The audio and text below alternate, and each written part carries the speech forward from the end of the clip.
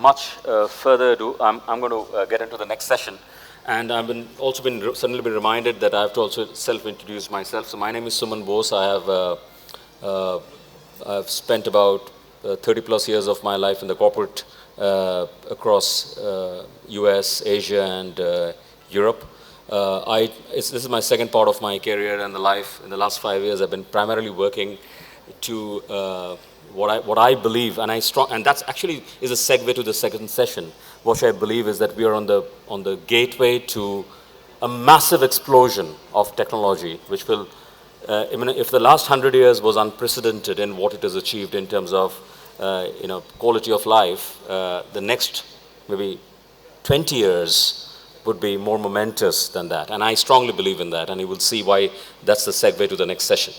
So the next session is going to be on material science, and what is material science all about? It's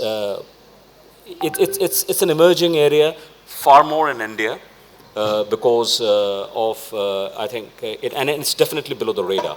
So when we started discussing this topic, one of the most difficult thing that was for us to find enough qualified speakers who could give in both the technical and the business perspective to material science in the country. And I hope that picture changes, because I believe, and so do many people, that this is kind of a new frontier.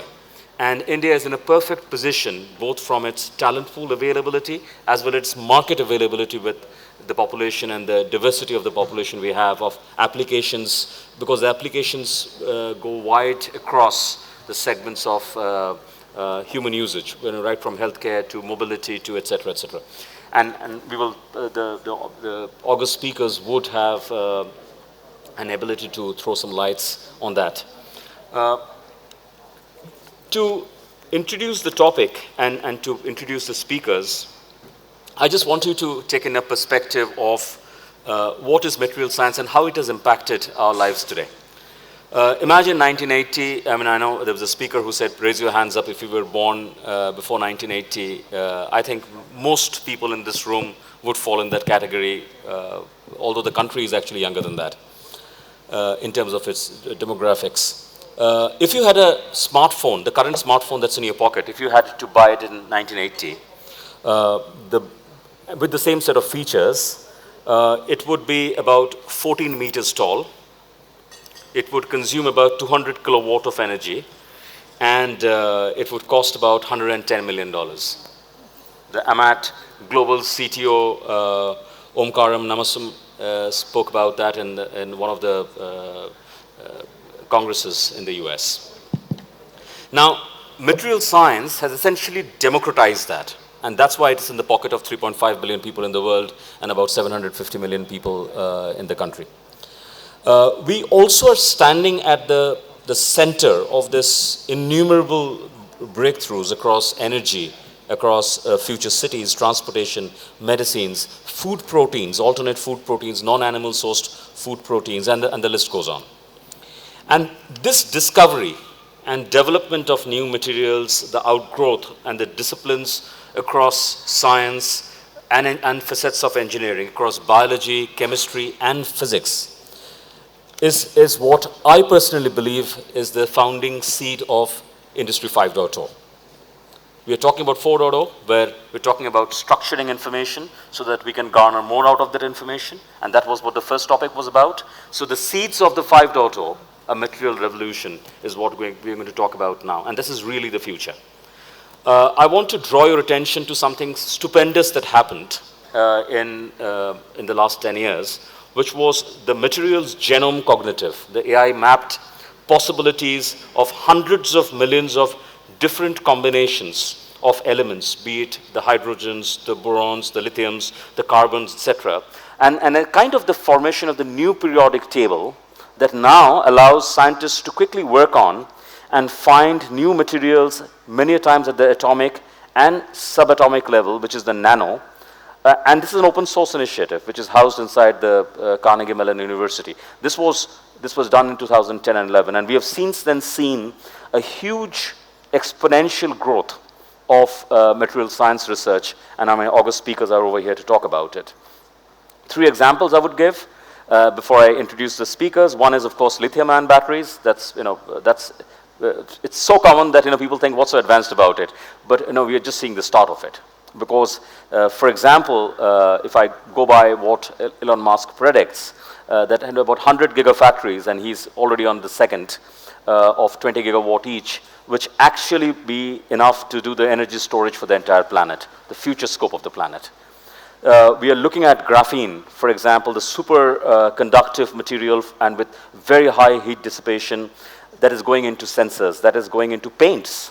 So maybe the future is where walls will not have wires. You will have conductive paints, low voltage conductive paints. You can put your hand on, stand on, pose for a picture, but that paint is actually conducting electricity right through the houses and the offices.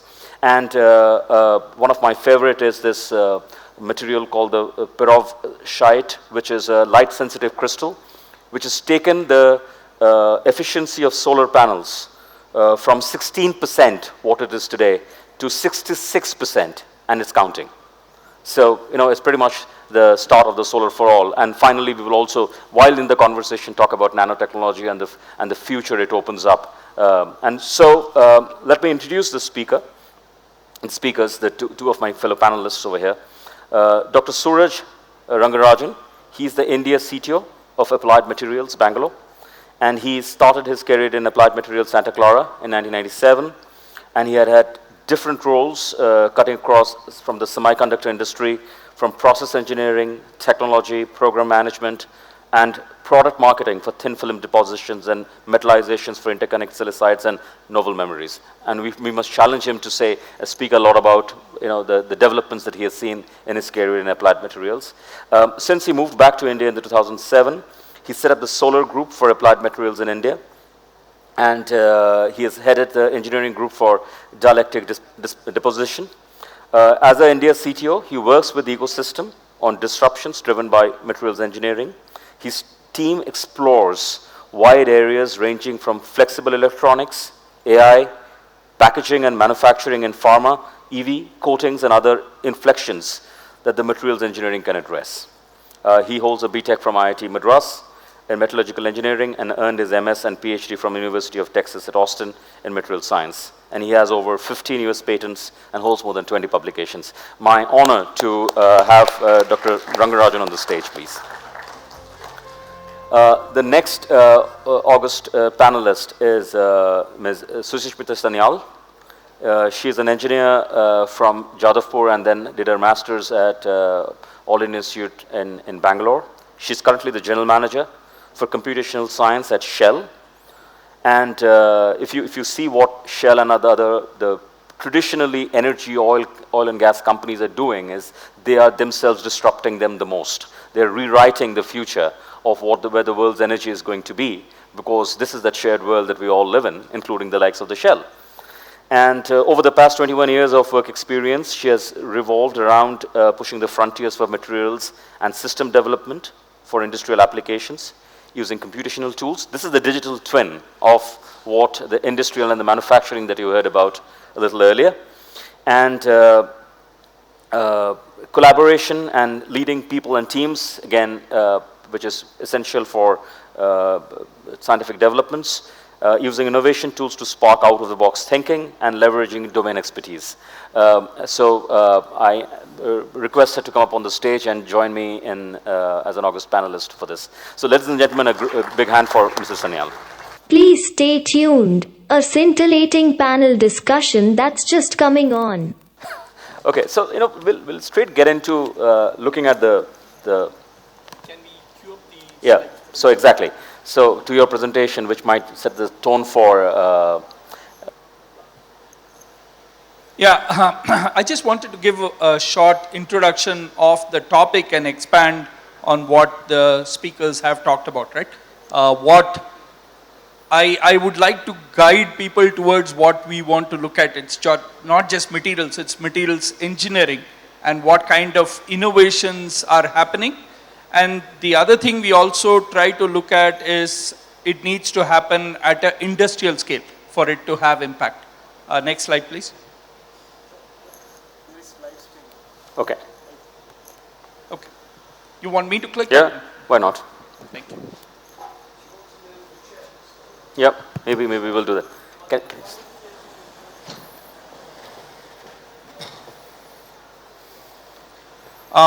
For those who are not aware about Applied Materials, we are the world's largest semiconductor and display equipment manufacturing company, Fortune 500 company, $23 billion in revenue, a lot of R&D spend, and very patent rich and very global. So this is something that the speakers also talked about, right? Imagine a world before we had the cell phone, and this is a question of size. The cell phone that you hold is in the order of centimeters. The chip that goes inside that is in the order of about 1 centimeter, 10 millimeters. And the circuits that go into that, especially the ones at the top, the current carrying lines are in the order of microns, and the individual layers are now coming to single few nanometers. So this is the order of when we start talking about nano and all that, this is where the nano starts showing up. So from the way that we look at, and also other companies in the materials engineering space, look at how you can work at the atomic level and at industrial scale. It is not just enough to do stuff at the atomic level. You need to be able to also do it repeatably. So everybody here has a cell phone. All their phones need to work the same way, right? Which means that all the chips which are made using these nanometer wires need to perform the same way. And that is where the engineering part of materials comes in. So how can you deposit, remove, modify at atomic scale, the one below, using machines that are, you can see the reference with respect to the person standing there. So what are we trying to do with this, right? And I think Sanjay talked about a lot of these topics. These are the areas where we believe that materials engineering will cause global inflections. And one more idea that I would like to bring, which we can think about a little bit more during the panel discussion, it is linear versus exponential. A lot of the things that we think about are linear, and I think that was the reason for the question that was asked about how you do 3D printing and how it scales, right? Linear thinking means that the same thing will happen and it will be done similarly, whereas exponential thinking means that it will be done very differently. And I think that's where we believe all of these, the change will be exponential. And I think that for a lot of us, that also is something difficult to think about. And for instance, metaverse, I cannot believe and I cannot visualize how metaverse will happen, but it will. Ask any of the Gen Z people, and they probably are a lot more comfortable that they will be sitting in an avatar in a room and working on a whiteboard or something like that, which is not something that comes intuitively to some of us. So I think that's where all of these areas we will see change that is exponential. And you talked about a lot of these topics, and we will talk about all of them: the big data, the AI, 3D printing, displays, energy storage, and life sciences.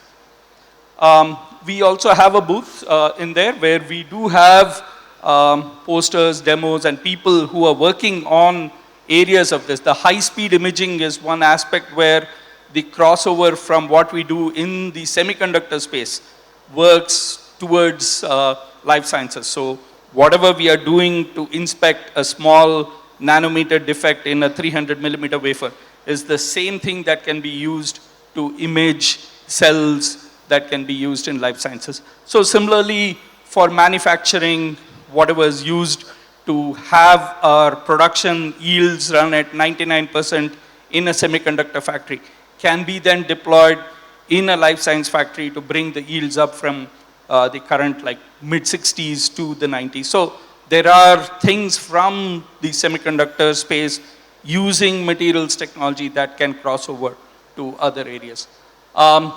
Couple of things on applied materials in India.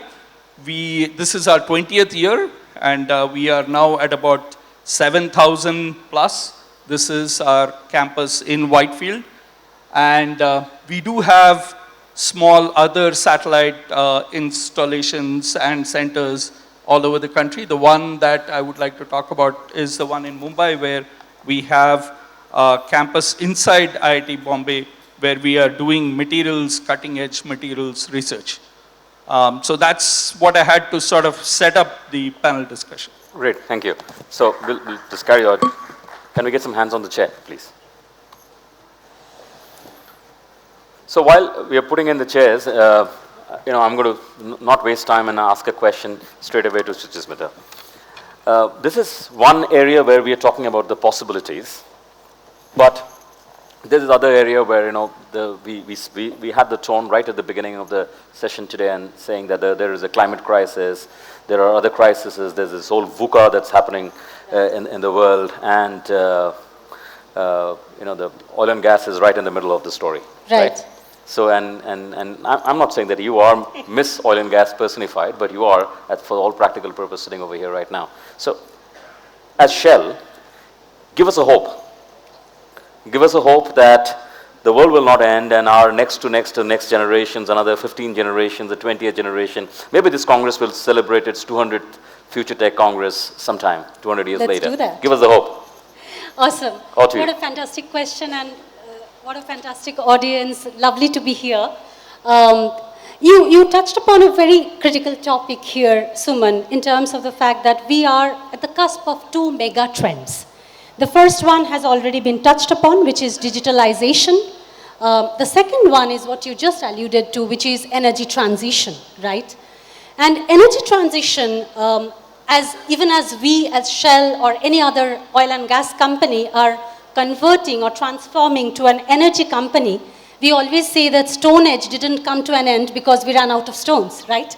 So we are not going to run out of oil and gas, but we still need to pivot to cleaner energies, to greener energies. And the fun thing is, material science is at the heart of both of these mega trends. Yes. Driving digitalization, driving energy transition, right? And you can just see how the materials age has evolved, right? Right from the Bronze Age to the Stone Age and the Steel Age to Silicon Age, Suraj, to your point of our smartphones and computers, and then now probably to Lithium Age and beyond, right? Yep. Again, what we are doing as Shell are a couple of things, right? So we are trying to develop materials that are fit for the future in energy transition, develop sustainable aviation fuels. How many of you took the flight to come here? Raise your hands.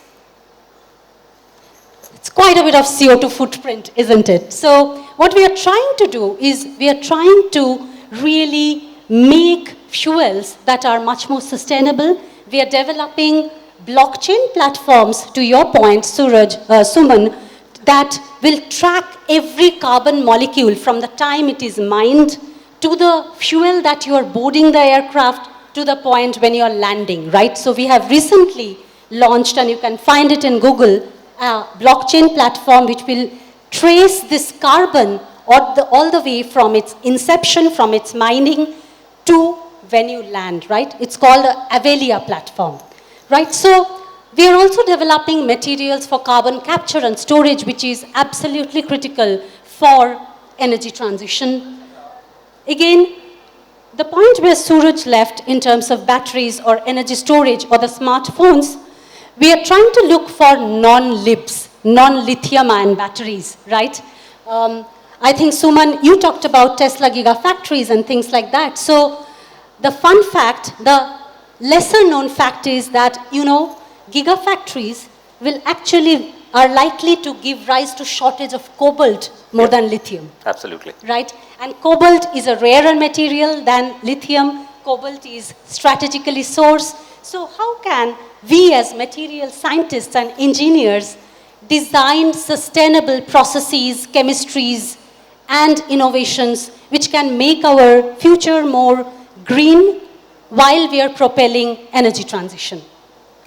Suman. Okay, so So I have a sort of add on to that, right? Whenever people have predicted that something will peak or there will be a shortage, there has always been innovation that has overcome that, right? Absolutely. Peak oil was supposed to have come and gone, but We are still at peak oil. Yeah, fracking was able to find a way around that.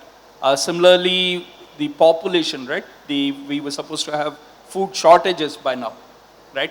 But advances in the seed technology and all that countered that. So whenever there is a prediction of shortage and the fact that we'll hit a wall, I think we will find innovative ways to get around it, over it, beside it, under it, some way. sure. And that's so, so that we put in the context in, we are also talking about how material science is going to work in, for example, in the area of carbon capture. Absolutely. And we are seeing how carbon capture technologies are drawing out carbon from the carbon dioxide, turning them into graphenes, turning them into material fiber, back into manufacturing, back into construction industry, etc. So that brings me to a kind of a question that you just touched upon, but the last part of it is right in the center of humanity is healthcare, is food. Let's talk about a little bit of applications in the area of food and healthcare and life science. And how do you see, and I'm going to give both of you a time to kind of put in your perspective, how new materials is going to waste less on the field and waste less on the fridge, Right. which is a developed country problem, and first one is a developing country problem. So I believe 30% of the food goes to waste, right? Because it perishes. Yes. So having coatings around the food that will extend shelf life by a day or two will cut that waste in half, right? So there are companies now that are coming up with coatings on edible coatings that you can put on foods that will extend shelf life. Then also in the nutraceutical world, right? The seeds themselves, how can you put in some coatings on that which will make them resistant to germs, insects, and yields go up and all that. I think all of those, lot of these were sort of theory. A couple of decades back, I see in the next 10, 20 years, many of these will become real applications. And for all of these, business models need to come up that will make it happen, right? The question is who pays the price? The person consuming does not want to directly pay price, but somewhere in that value chain, there needs to be a business model where this new innovation can become part of that and then make it Basically, happen. can you convert the opportunity cost and the waste cost into a business model? Correct. Where people can profitably now deploy those technology and Correct. and in fact bring down the prices? Because one of the big promise for alternate materials and material science is to bring down the price, and we have seen that happen, right? For example, the battery prices have fallen by 100% between 2000 and 2010, and I think it's counting at about 80% or 90% as we speak now. So the trend of Moore's law, I think, is also applicable in the battery. Yeah, so for batteries, that crossover is at about $60 per kilowatt hour. EVs will be the same price as the ICE. And people believe in it because, see, the top German marques have stopped their ICE research. Mercedes, BMW has stopped their ICE research completely. So I believe there is so coming to over there. Now, here is an industry in the change, and I know that you are a great computational voice inside your company which still sells oil, right? And it has to, because otherwise I wouldn't have been able to fly in over here. How do you get your voice heard with alternate? And I'm asking you a question because a lot of people, I think, in this room have that same challenge. How do they get their voice heard in a big company whose primary business is in a direction X, and there is a public push to a direction Y? How do you get your voice heard? How do your computational model talk about it and shows the reality? Fantastic. I think there are two things that are happening, Suman, as you rightly alluded. Indeed, there is the thing that is making money today, which is oil. And there is a need to move to energy transition, which is actually right now not profitable, not for Shell, but for nobody, really. Right? So renewables, at the end of so many decades is still not getting as profitable as our current or as our age-old fuels are, right? What renewables are giving us is still a societal license to operate. Coming back to my earlier point around the fact of relevance, that we have to give our people the choice, the flexibility to mix fuels, right? In that mix, therefore, we are very relevant, and computations or digitalization helps accelerate that transition. It means that you don't have to do away with experimentations. It means that you have to do more focused experimentation. You have to do more guided experimentation, right? So when you are coming up with the greener and cleaner fuel like SAF, for example, sustainable aviation fuel was developed in our labs in 6 months. In an industry where development of any fuel takes 10 years on an average. That is possible only because we have high performance computing, only because of poor metallurgists like us, or the material scientist teams that I lead, who do computational modeling in their computers and tell that out of all of these 10,000 combinations in your periodic table, please focus only on these 20, right? So accelerating innovation, accelerating materials innovation is what digital technologies are enabling us to do. And hence we are making our companies more profitable. We are making it safer. We are keeping it relevant. I think that's where the voice counts. Great answer, and I'm going to ask you to focus a little bit on the enabling processes and technologies of taking this computational model to a product. Yeah, so one of the reasons we do a lot of the simulation modeling is essentially cost and time. We cannot afford to do earlier everything. There would be people who said, unless I see the experiment, I'm not going to proceed, right? Now more and more people have been convinced because of the credibility of past models and the fact that they are hitting the converging on the final numbers more quickly, that you can take a digital twin and apply it directly. That's one. The other thing is the cycle time between making a product from R&D to market, right? It continues to shrink. You want your iPhone 14 just came out, people want 15 in a year or two, which means that you don't have the time to be able to produce, test, and validate. You need to go with some modeling to get to 90%, and then maybe iterate from there. So those are the two elements that we pick on. How do you cut down cost, and how do you cut down time and use simulation and modeling to address that? Can I just add, Suman, one more angle to what Suraj said, right, in terms of time and cost? Can I add safety to it, right? We talk about our phones, and one of the reasons why batteries, power banks are not allowed for us to carry or to check in is because they have electrolytes which actually flow and which can explode, and it has happened, right? So you cannot test all of these in your labs, these destructive testings as we call it, right? So we do simulations to design safer batteries. We have worked with UC Berkeley, for example, in coming up with solid polymer electrolytes, which therefore don't have the safety problem of bursting into flames, even if they leak, right? So safety of materials design is a prime concern, and here's where digital can again play a role. Wonderful. The other thing that I was reading up was that, just like Cobos are going to be robots working together with human, there's a whole area of material science that is working on how do you use the human body itself to do a lot of tasks for which today you would need an electronic circuit. For example, recently I believe that there was this test where in a strand of DNA, 700 terabytes of data was stored in at Harvard.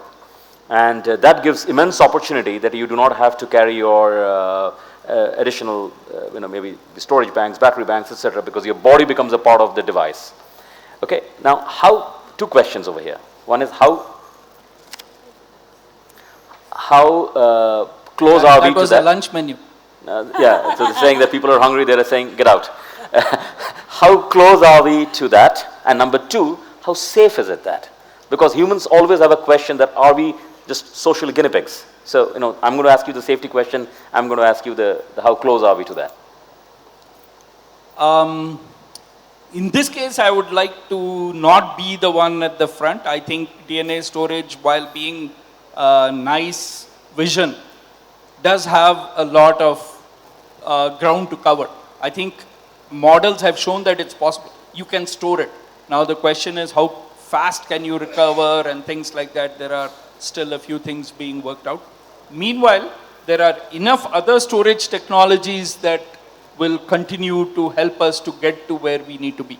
The problem that we have with storage right now is that the demands, we are now in exabytes, right? So billion gigabytes. Yeah. So that billion has happened. The exponential curve. The exponential. But for that, we have been able to work with existing materials so far. And there is a roadmap that we can see. DNA storage is beyond that wall. But the problem is heat. Yeah, there are And things, therefore the repercussion on the global warming. The heat is one thing, and especially when you get to your body and all that, you need to be careful.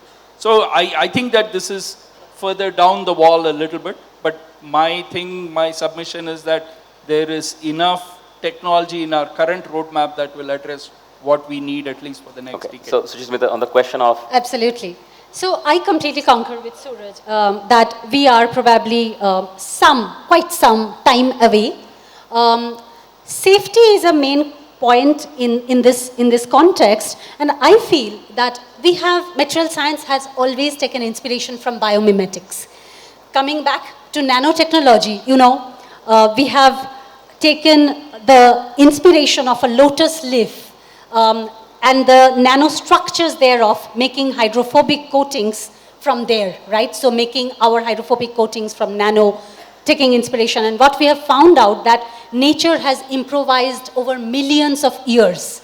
We just don't have that luxury to make in lab, right? Yeah. So therefore, that gap that we have to bridge in terms of making biomimetic materials, be it using human body as storage or using lotus leaf as hydrophobic coating, that is a leap of faith that temperature and pressure cannot bridge, which are the two levers that we use for manufacturing today, right? So coming back to safety, it is still a we are far away from that. And we can, in the meantime, like he said, rely on other technologies. To your point, thermal management is something we are already doing. We are looking at cooling fluids, which will take away the heat from data centers, from our EV cars. And in fact, we are building lubricants. You can just Google up Shell lubricants, which are showing 30% efficacy in taking away that heat as dielectric coolants. Okay, so there is a paucity of time, and I can assure you, at least for me, I can go on this for the whole day. This is as I said, this is exciting. This is the breakthrough of the Industry 5, as we are talking and living the 4. Now, questions if you have... One thing before we close on this side, I definitely wanted to bring in the sustainability aspect of both the material as well as the energy consumption, right? So right now the semiconductor market is around 500 billion, going towards $1 trillion. The issue that we have is if you apply all these AI models that everyone is talking about, there will not be enough energy in the world to even run all those training models. So that's the first wall that you will hit in terms of sustainability. How do you bring down energy? The second is, how do you have enough materials, right? That is the linear versus exponential. Lithium and cobalt, you're growing mines at like 5% and your consumption goes at 30%. At some point you will hit. So those are the two things that we will need to address. How do you look for sustainability both from energy and consumption? Yeah, in fact, one of the quote that I just reminded of is that the path to frugal democratization of social goods is most effective and sustainable manner starts with redesigning the materials, the invisible enablers and the catalyst. And our future depends on the materials we create, because otherwise we may have a, as I say, the operation was successful, but the patient is dead. Yeah. We shouldn't get into a situation over there. Unfortunately, we will not be able to take any questions for this, but I want to just put in one last big hope for Nano, which is the nanobots currently being used to fight cancer, for example. I mean, that's been, and find the protein markers in the cells which were earlier very successful in hiding, and how the nanobots are doing. Any thoughts on talking about anything on the healthcare as a great example for somebody to feel excited about? I think the technologies that we are developing, and Suraj touched upon and applied as a booth, imaging being one, materials genome being another, right? And pharma has shown how we are effectively using materials as Lego blocks, learning from one functionality, putting in another, to not again be very efficient in curating new materials within a very short span of time. So COVID-19 vaccines. Absolutely, COVID-19 vaccines, right? To your point, biomarkers, personalized medicine, many things that was touched upon by speakers before me, will have digitalization as its core to accelerate, and those fundamental capabilities are what we are building at Shell and at Applied, I believe.